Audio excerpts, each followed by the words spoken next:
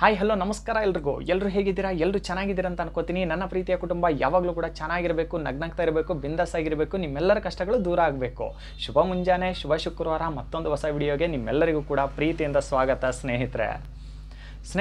ನೋಡಿ, ಇಲ್ಲಿ ಕೆಲವು ಸಲ ಏನಾಗುತ್ತೆ, ನಾವು ಅತಿ ಹೆಚ್ಚು ಈ ಕೆಟ್ಟ ಹುಳಗಳನ್ನೇ ಆಗಲಿ ಕ್ರಿಮಿಕೀಟಗಳನ್ನೇ ಆಗಲಿ ನೋಡೋಕೆ ಸಿಗೋದು ನಮಗೆ ಈ ಕೊಳಚೆ ನೀರಲ್ಲಿ ಅಥವಾ ಕೆಸರು ನೀರಲ್ಲಿ ಮಾತ್ರ ಆಗಿರುತ್ತೆ. ಒಂದು ವೇಳೆ ಅವು ಕ್ರಿಮಿಕೀಟಗಳೇನಾದರೂ ಬಂದು ಒಳ್ಳೆ ನೀರಲ್ಲಿರ್ತೀನಿ, ಸ್ವಚ್ಛ ನೀರಲ್ಲಿ ಇರ್ತೀನಿ, ನಾನು ವಾಸ ಮಾಡ್ತೀನಿ, ಹೆಂಗೋ ಒಂದು ಜೀವನ ನಡೆಸ್ಬಿಡ್ತೀನಿ ಅಂದರೆ ಖಂಡಿತವಾಗ್ಲೂ ಕೂಡ ನಡೆಯಲ್ಲ.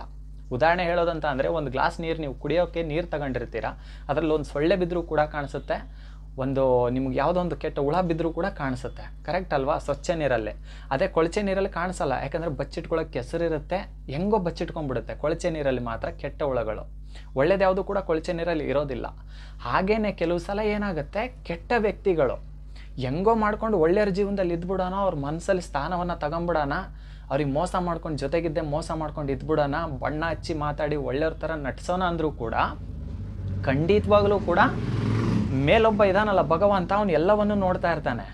ಯಾವುದೋ ಒಂದು ಕೆಟ್ಟ ಹುಳ ಬಂದು ಇವ್ರ ಜೀವನದಲ್ಲಿ ಸೇರ್ಕೊಂಡಿದೆ, ನನ್ನನ್ನು ಯಾರು ನಂಬ್ತಾ ಇದ್ದಾರಲ್ಲ ಅವ್ರ ಜೀವನದಲ್ಲಿ ಬಂದು ಸೇರ್ಕೊಂಡಿದೆ, ಇದನ್ನು ಕಿತ್ತಿ ಬೀಸಾಕಬೇಕು. ಹಂಗೆ ಬೀಸಾಕಿದ್ರೆ ಇವರಿಗೆ ನೋವಾಗುತ್ತೆ, ಅಯ್ಯೋ ಯಾಕೆ ಈ ಥರ ಆಗ್ಬಿಡ್ತು, ದೇವ್ರು ಯಾಕೆ ಆಟ ಆಡ್ದು ಅನ್ಕೊತಾರೆ ಅಂದ್ಬಿಟ್ಟು ದೇವ್ರು ಏನು ಮಾಡ್ತಾನಂದರೆ ಅವ್ರ ನಿಜ ಬಣ್ಣವನ್ನು ಬಯಲು ಮಾಡಿ, ಅವ್ರ ಯೋಗ್ಯತೆ ಏನಂತ ಅರ್ಥ ಮಾಡಿ ನಿಮ್ಮ ಜೀವನದಿಂದ ಅವ್ರನ್ನ ಕಿತ್ತಿ ಬೀಸಾಕ್ತಾನೆ.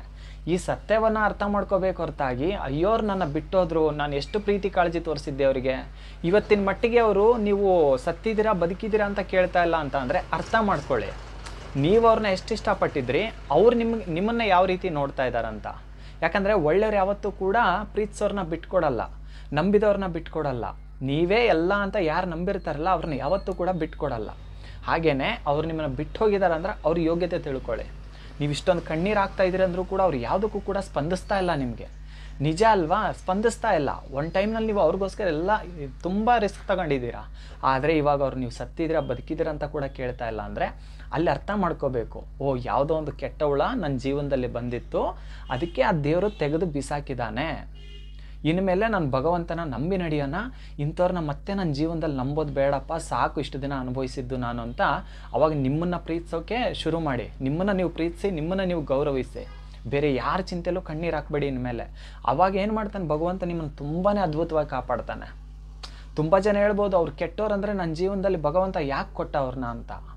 ಭಗವಂತ ನಮಗೆ ಏನು ಗೊತ್ತಾ, ಮನುಷ್ಯರಿಗೆ ಇಲ್ಲಿ ಭಗವಂತ ಕಣ್ಣು ಕೊಟ್ಟಿದ್ದಾನೆ, ಮನಸ್ಸು ಕೊಟ್ಟಿದ್ದಾನೆ, ಆಯಿತಾ, ಆಲೋಚನೆಗೆ ತಲೆ ಕೊಟ್ಟಿದ್ದಾನೆ, ಯೋಚನೆ ಮಾಡಿ ಅಂತ ಬುದ್ಧಿಶಕ್ತಿ ಕೊಟ್ಟಿದ್ದಾನೆ.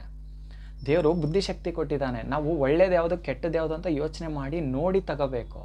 ಆದರೆ ನಾವೇನು ಮಾಡ್ತೀವಿ, ಕೆಲವು ಸಲ ಬಣ್ಣದ ಮಾತುಗಳಿಗೆ ಮರಳಾಗ್ತೀವಿ. ಭಗವಂತ ಆಯ್ಕೆ ಕೊಟ್ಟಿರ್ತಾನೆ, ನಾನು ತುಂಬ ಸಲ ಹೇಳಿದ್ದೀನಿ, ಆಯ್ಕೆ ಕೊಟ್ಟಿರ್ತಾನೆ, ಒಳ್ಳೆಯದು ಕೆಟ್ಟದ್ದು. ನಾವು ಯೋಚನೆ ಮಾಡಿ ನೋಡಿ, ಯೋಚನೆ ಮಾಡಿ ಒಳ್ಳೆಯದ ಕೆಟ್ಟದ್ದ ಅಂತ ನೋಡಿ ತಗೋಬೇಕಾಗತ್ತೆ. ನಾವು ಬಣ್ಣದ ಮಾತುಗಳಿಗೆ ಮರಳಾದಾಗ ಮಾತ್ರ ನಮಗೆ ಈ ಥರ ಮೋಸಗಳು ನಡೆಯೋಕ್ಕೆ ಚಾನ್ಸ್ ಇರುತ್ತೆ. ಆದರೆ ಈ ಮೋಸದಿಂದ ಕಲಿತಂಥ ಪಾಠವನ್ನು ತಲೆಯಲ್ಲಿಟ್ಕೊಂಡು ಮನಸ್ಸಲ್ಲಿಟ್ಕೊಂಡು ನೀವೇನಾದರೂ ನಿಮ್ಮ ಬಗ್ಗೆ ಮಾತ್ರ ಯೋಚಿಸೋಕೆ ಶುರು ಮಾಡಿದ್ರೆ ಖಂಡಿತವಾಗ್ಲೂ ಹೇಳ್ತೀನಿ ಇವರೇ, ನಿಮ್ಮ ಜೀವನ ತುಂಬಾ ಅದ್ಭುತವಾಗಿರುತ್ತೆ.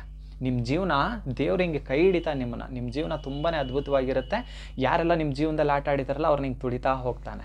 ಇದರ ಅರ್ಥ ಇನ್ನೊಂದು ಹೇಳ್ತೀನಿ, ನಿಮ್ಮ ಬೆಳವಣಿಗೆನೇ ಅವ್ರನ್ನ ತುಳಿತಾ ಇರ್ತಾನೆ ದೇವರು, ನಿಮ್ಮನ್ನು ಬೆಳೆಸ್ತಾನೆ, ಅವ್ರನ್ನ ತುಳಿತಾನೆ. ಯಾಕೆ ಇಲ್ಲಿವರೆಗೂ ದೇವ್ರು ನಿಮ್ಮನ್ನು ಕೈ ಹಿಡಿತಿಲ್ಲ ಅಂದರೆ ನೀವು ಇನ್ನೂ ಕೂಡ ಅಂಥವ್ರ ಯೋಚನೆಯಲ್ಲಿ ಕಣ್ಣೀರು ಹಾಕ್ತಾ ಇದ್ದೀರಾ. ದೇವರು ಅವ್ರವ್ರ ಬಗ್ಗೆ ಯೋಚನೆ ಮಾಡಲಿ ಅಂತಲೇ ನಮಗೆ ಬಿಟ್ಟಿರೋದು. ಪೂರ್ತಿ ಲೋಕನ ನೋಡ್ಕೊಳ್ಳೋಕೆ ದೇವ್ರಿದ್ದಾನೆ, ನಾವು ನಮ್ಗಳ ಬಗ್ಗೆ ಯೋಚನೆ ಮಾಡಬೇಕಾಗತ್ತೆ. ಕೆಟ್ಟ ಹುಳವನ್ನು ದೇವ್ರು ತೆಗೆದು ಬೀಸಾಕದ, ಸರಿ ತಂದೆ, ಇನ್ಮೇಲೆ ನನ್ನ ಬಗ್ಗೆ ಮಾತ್ರ ನಾನು ಕೇಳ್ಕೊತೀನಿ ನಿನ್ನ ಹತ್ರ, ನನ್ನ ಜೀವನ ಚೆನ್ನಾಗಿರಬೇಕು, ಕೆಲವೊಂದು ನೋವನ್ನ ನಾನು ಮರೆಯೋಕ್ಕಾಗ್ತಿಲ್ಲ, ಅಲ್ಲಿ ನೋವನ್ನೆಲ್ಲ ಕಿತ್ತಿ ಬಿಸಾಕಂತ ಕೇಳ್ಕೊಳ್ಳಿ ದೇವ್ರ ಹತ್ರ. ಪ್ರೇಯರ್ ಮಾಡಿ, ಬಾಯಿ ಬಿಟ್ಟು ಮಾತಾಡಿ, ಇದನ್ನು ಕಿತ್ತಿ ಬಿಸಾಕು ದೇವ್ರೆ ಅಂತ ಮಾತಾಡಿ. ದೇವ್ರ ಮಕ್ಕಳು ನೀವು, ನಿಮ್ಮನ್ನು ಕೈ ಬಿಡೋದಿಲ್ಲ, ಖಂಡಿತ ಕೈ ಬಿಡೋದಿಲ್ಲ. ನೊಂದು ಬೆಂದಿದ್ದೀರ ಜೀವನದಲ್ಲಿ, ಎಷ್ಟು ನೋವನ್ನು ಅನುಭವಿಸಿದಿರ ಅಂತ ನನಗೆ ಗೊತ್ತಿದೆ, ಅದಕ್ಕೋಸ್ಕರ ಈ ಮಾತನ್ನ ಇಷ್ಟು ಸ್ಟ್ರಾಂಗ್ ಆಗಿ ಹೇಳ್ತಾ ಇದ್ದೀನಿ. ದೇವ್ರ ಕೈ ಬಿಡಲ್ಲ ನಿಮ್ಮನ್ನು. ಯಾಕೆ ಬಿಡ್ತಾನೆ? ದೇವ್ರಿಗೆ ನಿಮ್ಮ ಮೇಲೆ ಕೋಪನಾ? ಇಲ್ಲ, ಬೇಜಾರಿದೆ. ಯಾಕೆ ಬೇಜಾರಿದೆ ಅಂದರೆ, ಕೆಟ್ಟ ಹುಳವನ್ನು ನಾನು ತೆಗೆದು ಬೀಸಾಕಿದ್ದೀನಿ.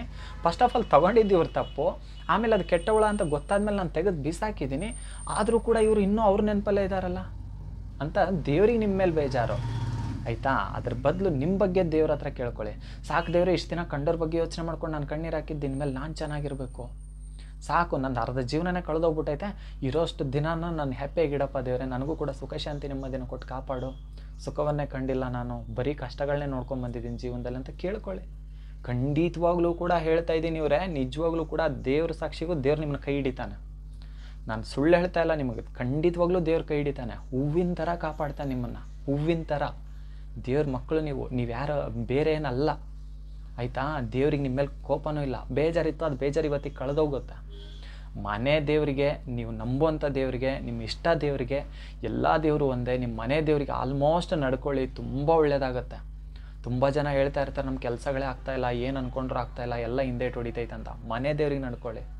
ವಾರಕ್ಕೊಮ್ಮೆ ದೇವ್ರ ಮನೆನ ಗಂಜಲ ಹಾಕಿ ಸ್ವಚ್ಛಗೊಳಿಸಿ. ಖಂಡಿತವಾಗ್ಲೂ ಕೂಡ ಯಾಕೆ ನಿಮ್ಮ ಮನೇಲಿ ಕಷ್ಟಗಳು ಕಡಿಮೆ ಆಗಲ್ಲ ನೋಡ್ತೀನಿ. ಖಂಡಿತವಾಗ್ಲೂ ಕಡಿಮೆ ಆಗುತ್ತೆ ಇವರೇ.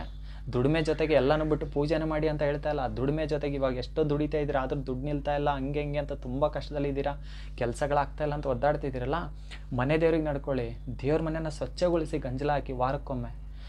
ಮನೆ ದೇವ್ರ ವಾರ ಯಾವ್ದು ತಿಳ್ಕೊಂಡು ಪೂಜೆ ಮಾಡಿ ಆಯಿತಾ. ಮಾಡೋ ಕೆಲಸದಲ್ಲೂ ಕೂಡ ದೇವ್ರನ್ನ ನೆನೆಸ್ಕೊಂಡು ಮಾಡ್ತಾ ಇದ್ದೀರಾ. ಆದರೆ ಎಲ್ಲೋ ಒಂದು ಕಡೆ ನಾವು ಮನೆ ದೇವ್ರಿಗಿಂತ ಹೊರಗಿನ ದೇವ್ರನ್ನ, ಅಂದರೆ ಬೇರೆ ದೇವ್ರುಗಳನ್ನ ಜಾಸ್ತಿ ನಂಬಿಡ್ತೀವಿ. ನಾನು ಬಂದು ಹೇಳ್ಬಿಡ್ತೀನಿ ನಿಮ್ಗೆ, ಯಾವುದೋ ಒಂದು ದೇವಸ್ಥಾನ ಚೆನ್ನಾಗಿದೆ ಅಂದ ತಕ್ಷಣ ಅಲ್ಲಿ ಹೋಗ್ಬಿಡ್ತೀವಿ. ಮನೆ ದೇವ್ರಿಗೆ ಫಸ್ಟ್ ನಡ್ಕೊಳ್ಳಿ.